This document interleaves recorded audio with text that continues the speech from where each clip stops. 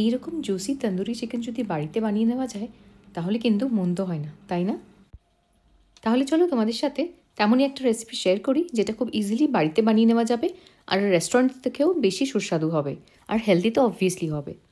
প্রথমেই এই ম্যারিনেটটা বানিয়ে নিলাম চিকেনটাকে ম্যারিনেট করবো বলে। তার মধ্যে রয়েছে রসুন আদার পেস্ট, টক দই, গোলমরিচ, ধনে জিরের গুঁড়ো, লাল লঙ্কার গুঁড়ো, হলুদ, তন্দুরি মশলা, তারপরে কসুরি মেথি আর লেবুর রস আর অল্প সর্ষের তেলও দিয়েছি। চিকেনটাকে আগে থেকে ভালো করে ধুয়ে পরিষ্কার করে রেখেছি আর ওর মধ্যে ডিপ কাটস দিয়ে দিয়েছি। এবার চিকেনটাকে এই মশলাগুলো দিয়ে ভালো করে মাখিয়ে নেব যাতে সমস্ত ফ্লেভার্স আর মশলা চিকেনে ভালো করে ঢুকে যায়। আমি ওভারনাইট ম্যারিনেট হওয়ার জন্য ফ্রিজে রেখে দিয়েছিলাম, তো সকালবেলা চিকেনটাকে বার করে নিলাম। আমি চিকেনটাকে গ্রিল করতে কিন্তু ওভেনে বসিয়ে দিতে পারি, কিন্তু অতটা জুসি হয় না, আমি দেখেছি ট্রাই করে, তাই জন্য এটা আমি একটু অন্যভাবে করব। তো এটা হলো আমার ইনস্ট্যান্ট পট। তোমাদের কাছে যদি ইনস্ট্যান্ট পট না থাকে তোমরা এটা কিন্তু প্রেসার কুকারেও এক্স্যাক্টলি সেম প্রসেসটা করে দিতে পারো।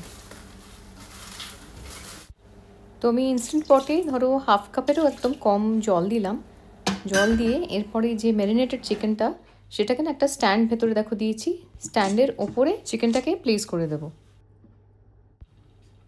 আর দেখো বাটিতে যতটা ম্যারিনেট ছিল সেই ম্যারিনেটটাকেও কিন্তু চিকেনের উপরে ভালো করে ঢেলে দিলাম। এই দেখো এইভাবে চিকেনটাকে আমার ইনস্ট্যান্ট পটের ভেতরে প্লেস করেছি। তো তোমরাও প্রেসার কুকারে এরকম একটা কোনো স্ট্যান্ড থাকলে দিয়ে তার উপরে চিকেনটাকে রেখো। এবার দেখো চিকেনটাকে এবার ইনস্ট্যান্ট পটে আমি প্রেসার কুক করছি আর হাই প্রেশার দিচ্ছি আর টাইম দিচ্ছি 20 মিনিটস। তো তোমরা যারা প্রেসার কুকারে করবে তারা ওটাকে এই 20 মিনিটের মতনই স্টিম করলে এনাফ, তার থেকে বেশি করার দরকার নেই। এবার 20 মিনিট পর ইনস্ট্যান্ট পটটা খুলে দেখি কি অবস্থা চিকেনের। দেখো চিকেনটা একদম সেদ্ধ হয়ে গেছে। তোমরা চাইলে না চিকেনটার পা একটা সুতো দিয়ে বেঁধে দিতে পারো, বাট আমি অত বাধাবুধির মধ্যে নেই। তো এবার খুব গরম সাবধানে ওই যে র্যাক যেটা দিয়েছিলাম বা একটা স্ট্যান্ড দিয়েছিলাম যার মধ্যে চিকেনটা ছিল সেটাকে আমি একটা বেকিং শিট বা বেকিং ট্রের মধ্যে চিকেন শুদ্ধ সেটাকে রেখে দিচ্ছি।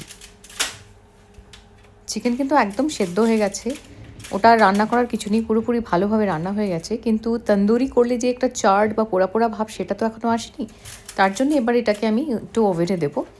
তো প্রথমে করছি আমি বাটার একটু গলিয়ে নিচ্ছি, বাটার বা অলিভ অয়েল যে যেটা পারো একটু মেল্ট করে নিয়ে, বাটার থাকলে সেই বাটারটাকে মেল্ট করে নিয়ে এবার আমি পুরো চিকেনটার ওপরে সেটা ব্রাশ করে দিচ্ছি।